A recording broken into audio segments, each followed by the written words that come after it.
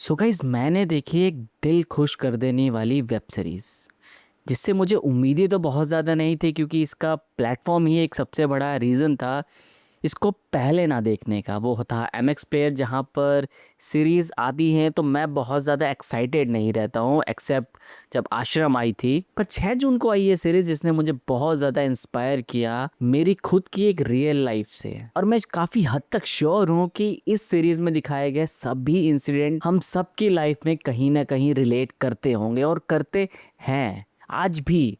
मैं बात कर रहा हूँ लेटेस्ट वेब सीरीज लफंगे, जिसके अंदर आप लोगों को देखने को मिलते हैं चैतन्य, जिसका रोल प्ले करते हैं अनुज सिंह ढाका, रोहन जिसका रोल प्ले करते हैं गगन अरोड़ा, और कमलेश जिसका रोल प्ले करते हैं हर्ष बेनीवाल।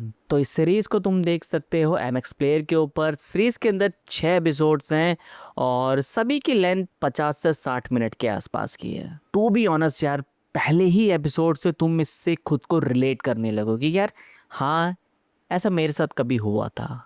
हाँ यार, पर मैंने ये कहानी सुनी हुई है, ये कहानी मैंने कहीं पढ़ी हुई है, ये कहानी मैंने कहीं देखी हुई है। सीरीज के अंदर इन तीनों के अलावा भी 2-3 एक्टर्स और हैं जिन पे तुम्हारी नज़र बनी रहेगी। रंजन राज हो गए, बरखा सिंह हो गई और सलोनी गौर। कहानी इन 3 कैरेक्टर्स के ऊपर है, चैतन्य, रोहन और कमलेश। चैतन्य का कैरेक्टर जो है उस पर घर की काफ़ी ज़्यादा जिम्मेदारियां हैं और वो गवर्नमेंट जॉब की प्रिपरेशन कर रहा है, जिसमें वो फेल तो होता ही रहता है, बट आखिरकार सपने सबके होते हैं और ये हम सब लोगों के मिडिल क्लास की फैमिली का एक नज़रिया होता है कि बाप का कर्ज बेटा ही उतारेगा। इन कमलेश का कैरेक्टर बनना चाहता है एक्टर, वो फॉलो करना चाहता है अपने पैशन को, जहाँ पर उसको लगता है कि उसके पेरेंट्स, मतलब उसके सिर्फ पिता ही हैं सीरीज के अंदर, वो उसको समझते नहीं हैं, उसके टैलेंट को नहीं समझते हैं।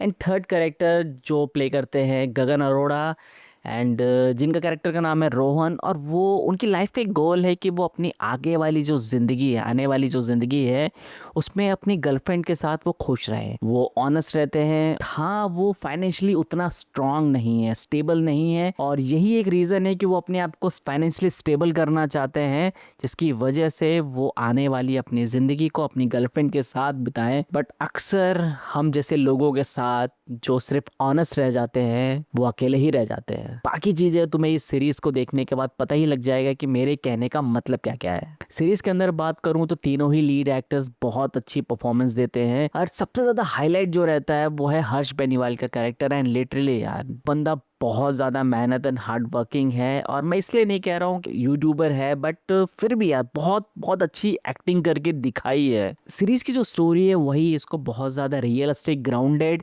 और श्योर बनाती है कि ये तुम्हारी ही कहानी है। और जब मैं इन चीज़ों की बातें कर रहा हूँ, रियलिस्टिक, बहुत ज़्यादा ग्राउंडेड, तो मन में एक ख्याल आता है कि यार कहीं ना कहीं ये उससे रिलेटेड तो नहीं है। मैं बात कर रहा हूँ टीवीएफ की, और जब थोड़ा सा मैंने देखा तो इस सीरीज़ का राइटर और डायरेक्टर जो है वो टीवीएफ से ही कनेक्शन उनका बना हुआ है। और ये सीरीज़ कहने के लिए तुम कह सकते हो कि एक टीवीएफ की सीरीज़ है, बट हाँ, इसको प्रोड्यूस किसी और ने किया है। तो सीरीज़ के डायरेक्टर प्रेम मिस्त्री ये जानते हैं, ही नो उसकी ऑडियंस को क्या चाहिए, क्या मसाला चाहिए या फिर क्या इमोशंस चाहिए एक सीरीज़ के अंदर या फिर किसी फिल्म के अंदर। इससे पहले वो आई एम मैच्योर बना चुके हैं, ऊप्स अप क्या, कैंपस डायरीज, ये सारी ही सीरीज़ में कहीं ना कहीं तुम्हें एक ग्राउंडेड और रियलिस्टिक चीज़ें दिखेंगी। मतलब जैसा कि टीवीएफ की अक्सर सीरीज़ के अंदर होता है, उनकी कहानियों के अंदर होता है कि एक कैरेक्टर इतना ज़्यादा रिलेटेबल होता है। अब डायरेक्टर की बात हो गई है तो बात करता हूँ इस सीरीज़ के राइटर की, जिनका नाम है अभिषेक यादव।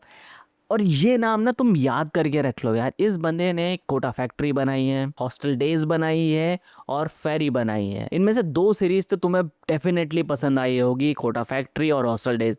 ये दोनों ही इस बंदे ने लिखी है, अभिषेक यादव। इसीलिए ये सीरीज कुछ ज़्यादा इंपॉर्टेंट भी बन जाती है और बहुत ज़्यादा खास बन जाती है देखने के लिए। तो पेरेंटल गाइडेंस की बात करूँ तो कोई ऐसा एडल्ट सीन नहीं है, बट हाँ सीन के हिसाब से गालियाँ ज़रूर हैं।